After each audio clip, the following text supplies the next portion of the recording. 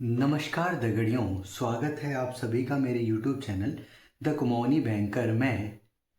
तो जैसा कि आपको पता है कि आरआरबी पीओ प्री के एग्ज़ाम जो हैं वो चल रहे हैं।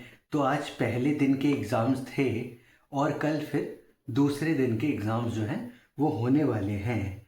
तो मैं ये कहूँगा कि एग्ज़ाम देकर आने के बाद आप अपने फ्रेंड्स के साथ इंजॉय करिए, पार्टी करिए, अपनी महिला मित्र के साथ टाइम स्पेंड करिए और फिर आकर आराम करिए और फिर अगले दिन से आप मेंस की प्रिपरेशन में लग जाइएगा।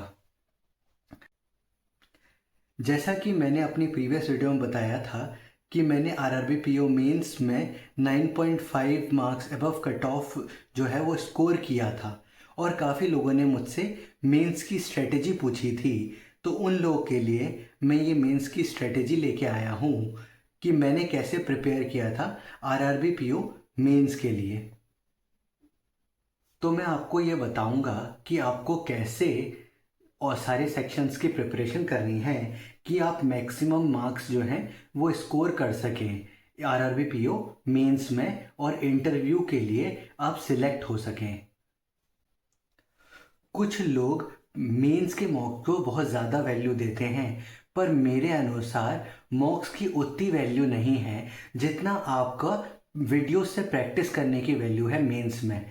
हाँ, मेंस के लिए आप क्या कर सकते हैं कि आप फुल लेंथ 4 मॉक्स लगा सकते हैं, ठीक है। और जिससे कि आप ये प्रैक्टिस करिएगा कि किस प्रकार के क्वेश्चंस आपको सिलेक्ट करने चाहिए और किस टाइप के क्वेश्चंस को आपको स्किप करना चाहिए, ताकि आप मैक्सिमम मार्क्स जो हैं वो अचीव कर सकें।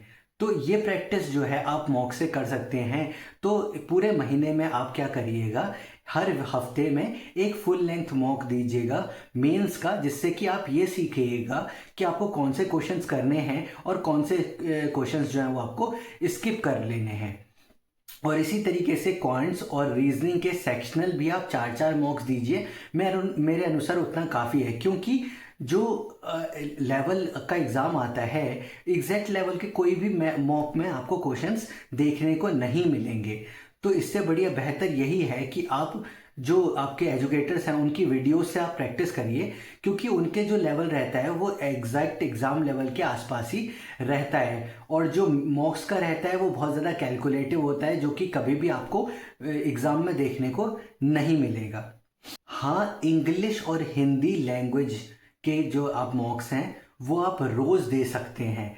तो आप हर रोज़ सेक्शनल मॉक दीजिए इंग्लिश लैंग्वेज का या हिंदी लैंग्वेज का, क्योंकि ये लैंग्वेज है जिनको प्रैक्टिस करने से वो और ज़्यादा अच्छी होती जाती हैं। तो आप इसको डेली प्रैक्टिस करिए, या तो आप इसको क्या कहते हैं सेक्शनल मॉक के थ्रू करिए, या फ्री क्विजेस जो मिलते हैं उसके थ्रू करिए, या फिर आपको जो शीट्स मिलती हैं एजुकेटर्स के द्वारा उससे भी आप प्रैक्टिस कर सकते हैं, और ताकि आपके इन लैंग्वेज सेक्शन में आपके मैक्सिमम मार्क्स अचीव कर पाएँ आप। तो चलिए आप हम बात करेंगे सेक्शंस की कि जो जो हम लोग को कर लेने चाहिए और कैसे कैसे हम लोग को क्वेश्चंस को प्रैक्टिस करना चाहिए, किन किन एजुकेटर्स को हम लोग को फॉलो करना चाहिए, ताकि हम मेंस में अच्छे मार्क्स स्कोर कर सकें। तो अगर मैं क्वांट सेक्शन की बात कर रहा हूँ तो क्वांट सेक्शन में आपको 40 क्वेश्चन देखने को मिलेंगे, जिनमें हर एक क्वेश्चन जो होगा 1.25 मार्क्स का होगा। और ये पूरा सेक्शन को करने के लिए आपको 30 मिनट्स मिलेंगे। तो देखिए, क्वांट सेक्शन जो है वो आपको आरआरबी पीओ में डुएबल ही मिलेगा, बट ये है क्योंकि इनका वेटेज बहुत कम है, तो इस वजह से उतने मार्क्स का अटेम्प्ट नहीं हो पाता है जितना आप आईबीपीएस पीओ और एसबीआई पीओ में अटेम्प्ट कर पाते हैं। एक तो वहाँ पे आपको टाइम भी ज़्यादा मिलता है, 45 मिनट्स मिलते हैं अटेम्प्ट करने के लिए, क्वेश्चंस अटेम्प्ट करने के लिए, और यहाँ सिर्फ आपको 30 मिनट्स मिल रहे हैं। तो 30 मिनट्स में आप ज़्यादा अटेम्प्ट नहीं कर पाएंगे ज़्यादा मार्क्स का, जैसा कि आप आईबीपीएस पीओ और एसबीआई पीओ में कर पाते हैं। और यहाँ पे आरआरबी पीओ में थोड़े कैलकुलेटिव क्वेश्चंस भी जो हैं वो आपको ज़्यादा देखने को मिलते हैं। तो आप ये देख लीजिएगा कि आप कौन कौन से क्वेश्चंस आप बना सकते हैं। डीआई भी डुएबल आएगी, तो डीआई में आपको बस ये देखना होगा कि मतलब एक तो पैटर्न समझना थोड़ा रहता है, और दूसरा आपको क्या कहते हैं थोड़ा कैलकुलेटिव भी मिल सकता है। तो इसीलिए आपके नंबर ऑफ अटेम्प्ट जो होंगे वो कम हो सकते हैं। स्पीड मैथ्स के क्वेश्चन भी आप सर्च कर लीजिएगा, आपको देखने को मिल सकते हैं, जिसमें अलजेब्रा का छोटा मोटा इस्तेमाल भी हो सकता है। तो अलजेब्रा अगर आपको आता है तो आप स्पीड मैथ्स के क्वेश्चन आराम से कर पाएंगे। मतलब सिंप्लीफिकेशन, अप्रॉक्सीमेशन, अलजेब्रा जिसमें मिक्स होगा, ऐसे क्वेश्चंस आपको आरआरबी पीओ मेंस में देखने को मिल सकते हैं। और इसी तरीके से अलजेब्रा बेस्ड जो सीरीज़ है वो आपको देखने को मिलेगी ही मिलेगी, नंबर सीरीज। फिर मैं बात करूं कि आपको प्रैक्टिस किससे करना चाहिए, तो हर्षल सर जो हैं, जिनका चैनल का नाम है लर्निंग कैप्सूल्स, इससे आप प्रैक्टिस कर सकते हैं। आशीष अरोड़ा सर के चैनल से आप प्रैक्टिस कर सकते हैं। वेटर नाम का चैनल है यशराज सर का, वहाँ से भी प्रैक्टिस कर सकते हैं। पर लेकिन मैं ज़्यादातर हर्षल सर को ही फॉलो किया करता था। तो हर्षल सर जो हैं वो आपको मेंस के सेशंस लेके आएंगे अब, तो उससे आप प्रैक्टिस कर सकते हैं उनके। एक तो आप प्रीवियस ईयर क्वेश्चन पेपर जो हैं वो आपको वेटरन चैनल पे मिल जाएंगे और लर्निंग कैप्सूल चैनल पे मिल जाएंगे, तो उससे आप प्रैक्टिस कर सकते हैं कि किस प्रकार के प्रीवियस ईयर क्वेश्चंस आए थे, और उस हिसाब से आप प्रैक्टिस कर सकते हैं। ऊपर से मैं जो आपके हर्षल सर लेके आएंगे मेंस के सेशंस, तो वो आप प्रैक्टिस करते रहेंगे, तो आपको एग्जैक्ट एग्जाम लेवल की आपकी तैयारी हो जाएगी। तो वहाँ से आप इनकी प्रैक्टिस करिए क्वेश्चंस की, और इनके जितने भी सेशंस आपको मेंस के देखने को मिलेंगे आरआरबी पीयू से रिलेटेड, उसको आप कंप्लीट कर लीजिएगा। मैं ये नहीं कह रहा हूँ कि आपको उनकी स्ट्रेटेजी के अनुसार ही क्वेश्चंस को करना है, आप उनके क्वेश्चंस को ज़रूर देखिए। उनके क्वेश्चंस का जो लेवल होता है वैसा ही क्वेश्चन का लेवल जो है आपको मेंस के पेपर में देखने को मिलता है। तो आप अप्रोच चाहे अपनी लगाइए, पर क्वेश्चंस जो हैं वो सर के ज़रूर प्रैक्टिस करिए। इससे आपको एग्जैक्ट एग्जाम लेवल जो है क्वेश्चंस करने को मिलेंगे और आप ज़्यादा स्कोर कर पाएंगे मेंस में। फिर दूसरा जो आपका सेक्शन हो गया वो आ गया आपका रीजनिंग सेक्शन। रीजनिंग सेक्शन में भी आपको 40 क्वेश्चन देखने को मिलेंगे, जिसमें हर कोई क्वेश्चन जो होगा 1.25 मार्क्स का होगा, और इसको भी करने के लिए आपको 30 मिनट ही मिलेंगे।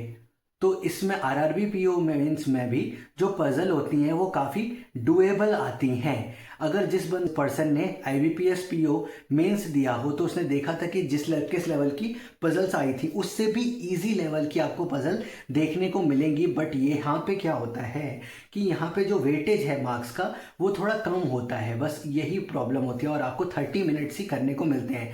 तो आप ज़्यादा से ज़्यादा अटेम्प्ट करने की कोशिश करिएगा 30 मिनट्स में, तो आप बना पाएंगे। मिसलेनियस और पजल्स पे आप ज़्यादा ध्यान दीजिएगा, आप कर पाएंगे। क्रिटिकल रीजनिंग भी जो है आप कर पाएंगे। 2-3 क्वेश्चन जो है वो बहुत इजीली डुएबल आपको देखने को मिलेंगे। अगर आप अच्छे से उसको रीड करेंगे तो आप इजीली उनको कर पाएंगे, क्रिटिकल रीजनिंग के क्वेश्चंस भी।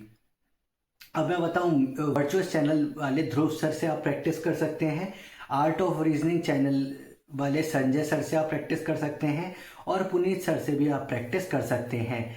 मैं फॉलो करता था ज़्यादातर ध्रुव सर को, और ध्रुव सर के जो मेंस के सेशन हुआ करते थे जो कि वो एग्ज़ाम से पहले लेते थे, मैं उनसे काफ़ी मिसलेनियस की प्रैक्टिस तो ज़रूर करता था, और पज़ल भी उनके काफ़ी एग्जैक्ट देखने को मिल जाती हैं पेपर में, तो उससे भी आप प्रैक्टिस कर सकते हैं। क्रिटिकल रीजनिंग में कुछ क्वेश्चंस जो हैं वो आप ऐसे प्रैक्टिस कर लीजिएगा, जैसे कि एक प्रकार का क्वेश्चन होता है जिसमें आपको कुछ कंडीशंस दी जाती हैं। कंडीशंस जैसे कि एक पर्सन को एम्प्लॉयमेंट देना है, जॉब देनी है, और उसमें कंडीशंस होंगी कि उसका ग्रेजुएशन में 70% होना चाहिए, पोस्ट ग्रेजुएशन में 60% होना चाहिए, और 1998 के बाद बॉर्न होना चाहिए।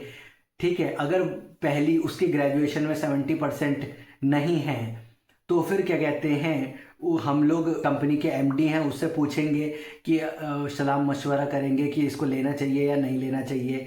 फिर क्या कहते हैं, अगर उसके पोस्ट ग्रेजुएशन में 60% नहीं है तो हम एचआर से बात करेंगे। ऐसे करके कंडीशंस दी होती हैं। फिर उसके बाद लास्ट में दो क्वेश्चंस उसमें आएंगे। पहले क्वेश्चन में ये होगा कि जो रमेश है वो बॉर्न हुआ था 2001 में, और क्या कहते हैं उसके ग्रेजुएशन में इतनी परसेंटेज है, पोस्ट ग्रेजुएशन में इतनी परसेंटेज है, तो उसको क्या हम लोग को जॉब देनी चाहिए या क्या करना चाहिए। तो उस तरीके के क्वेश्चंस आपको क्रिटिकल रीजनिंग में देखने को मिल सकते हैं।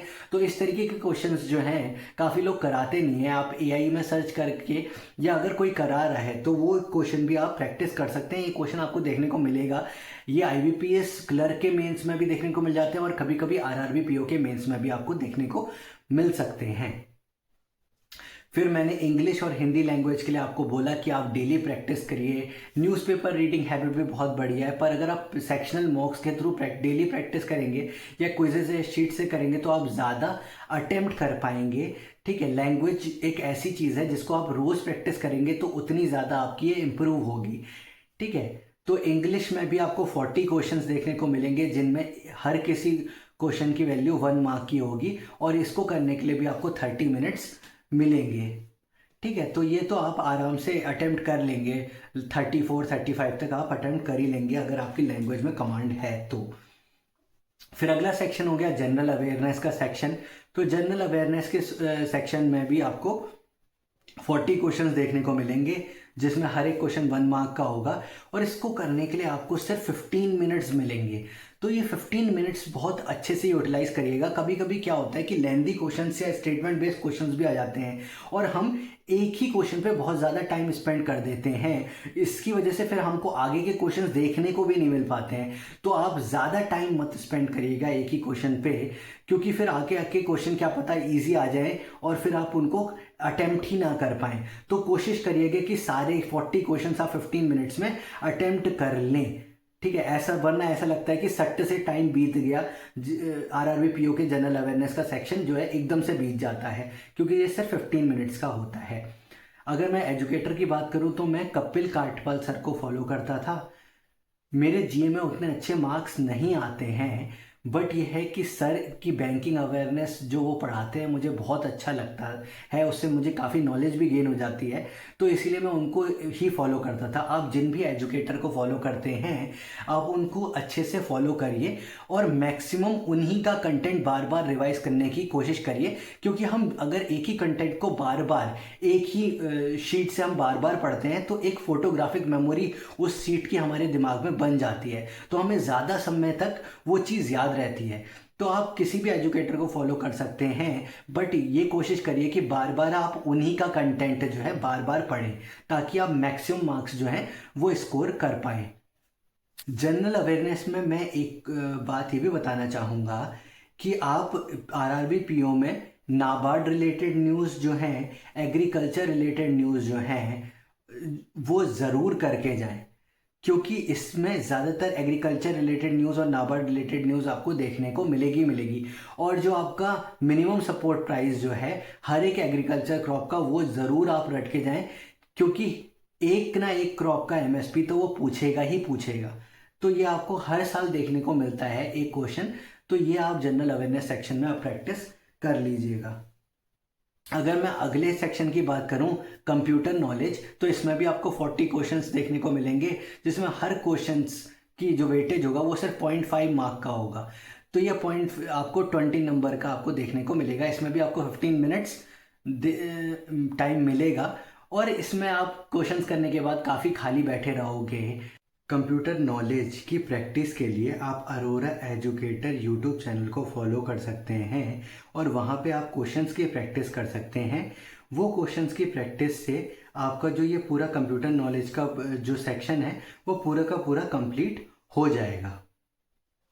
तो ये पूरा का पूरा जो है आपका पेपर जो होगा उसमें 2 घंटे का पेपर होगा, जिसमें 200 क्वेश्चंस होंगे, और ये 200 मार्क्स का आपको पेपर देखने को मिलने वाला है आरआरबी पीओ का। तो आज हमने डिस्कस किया कि कैसे हम लोगों को आरआरबी पीओ मेंस के लिए प्रिपेयर करना है, किन किन एजुकेटर्स के वीडियोस के थ्रू हम लोगों को प्रैक्टिस करनी है, और किस प्रकार से हमको मॉक्स देने हैं कि जिससे हम लोग मैक्सिमम मार्क्स जो है आरआरबी पीओ मेंस में स्कोर कर सकें और इंटरव्यू में सिलेक्ट हो सकें, और फिर फाइनल सिलेक्शन की तरफ हम आगे बढ़ सकें। अगर आपको मेरा वीडियो अच्छा लगा हो तो मेरे वीडियो को लाइक करें, शेयर करें और मेरे चैनल को सब्सक्राइब करें आगे आने वाली वीडियोस को देखने के लिए। Thank you.